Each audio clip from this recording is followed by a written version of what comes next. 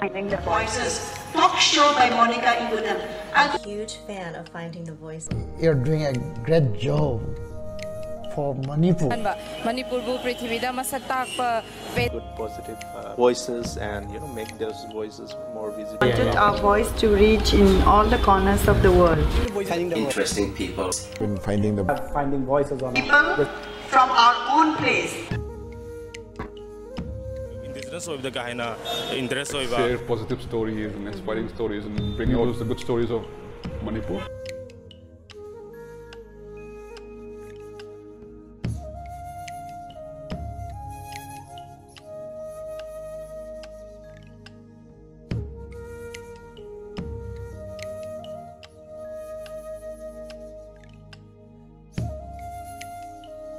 Finding the Voices.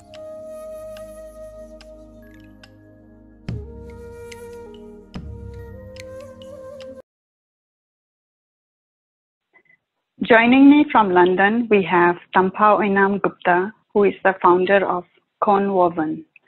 Today we are here to discuss a little bit about Irom Sharmila Chanu. Thank you so much for joining me, Tampha. Thank you for having me. So with whatever is happening currently with Irom Sharmila Chanu, just wanted to know what is your view on her decision to end the fast? For Sharmila's decision to end the fast after 16 years, I think the decision is entirely her own.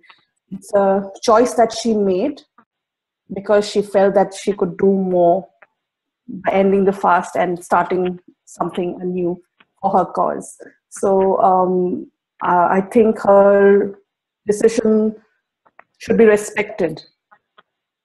And we need to know that whatever goes inside the mind of somebody who's been in a situation for 16 years, whether it be in a fast, keeping a fast for the last 16 years, she's been through a lot. She's been trying to get a lot of work done to remove AFSPA from Manipur. And if she felt this was time for her to change her strategy, I think that we should support her decision. So what do you think about her sharing her vision of joining politics? Once again, I think it's again her own personal choice. Maybe as an individual, she was probably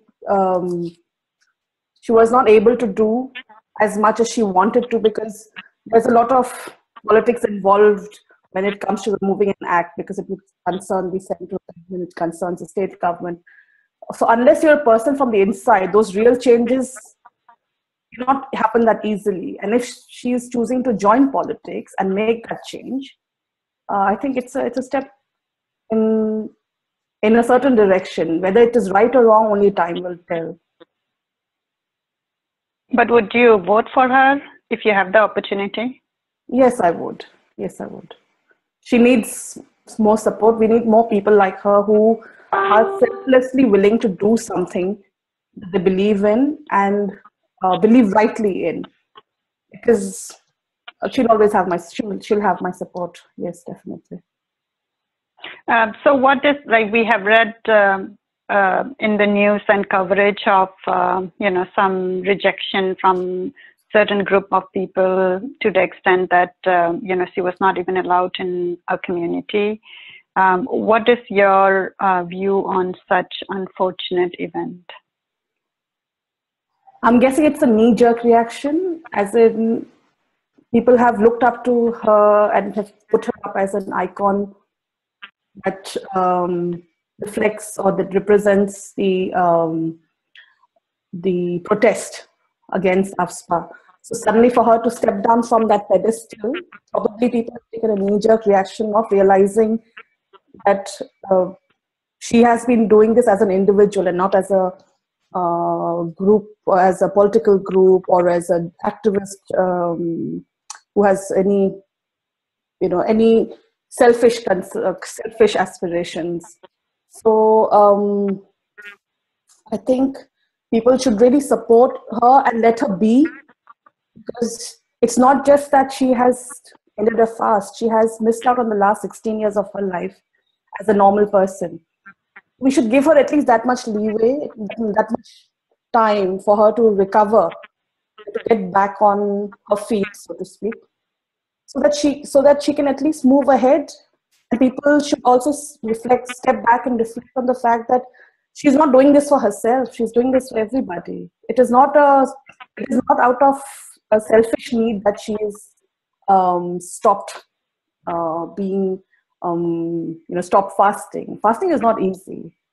How many people can actually fast for more than a certain period of time? She's fasted for 16 years. We should respect that.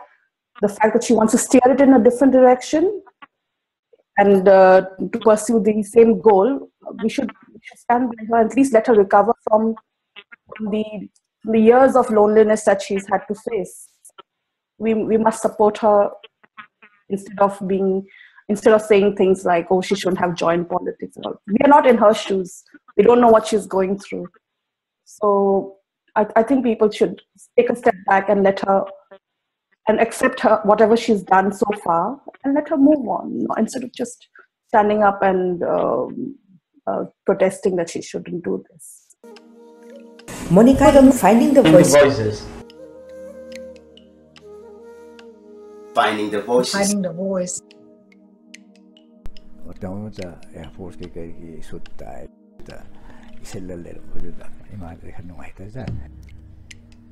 I could see my father.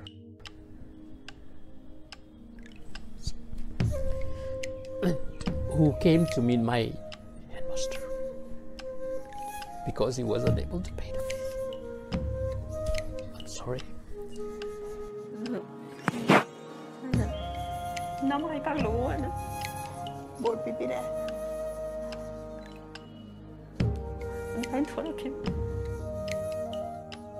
Because we need such story for people to have faith in the government and the system that yes, it's working.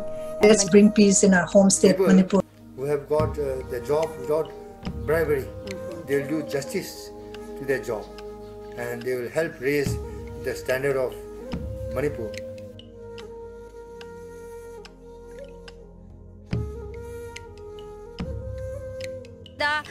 Me machine creado. I adu paraga tingogi.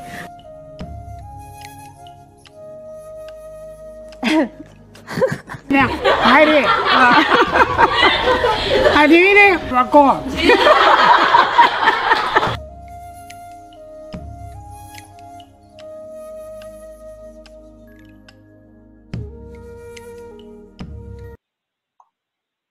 So what I have seen in some of the video clipping that Sharmila wants to hear words of support, and this is one of the reasons why I have decided to do this episode, because I felt that I guess the words, the supportive words are not being covered. So what would be your message to Sharmila? I would say, just keep fighting on, get back on your feet. People will say whatever they want to say because, frankly, you shouldn't bother yourself with whatever others have to say. You need to get back on your feet. People will see that you are still there for their cause, still fighting for the same cause that she started 16 years ago. It'll take time for people to come around, but if you just have to keep your head high and not get swayed by all the political talk and all of the media, just move on. Because I think a lot of sensible people out there are there who will support her, or who will come around to support her as well. So I think she needs to. I think Sharmila has to basically, she needs to believe that whatever she's doing is the right thing. We're all there to support her for that. So following her, with all the media and knowing her from that perspective,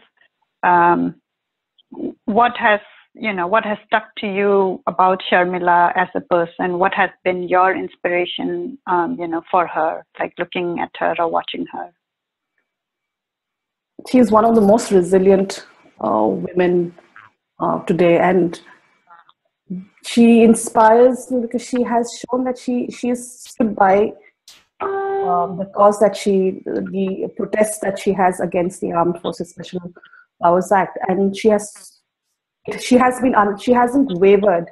Her determination and her resilience has been unwavering, and I think that is something is very inspiring.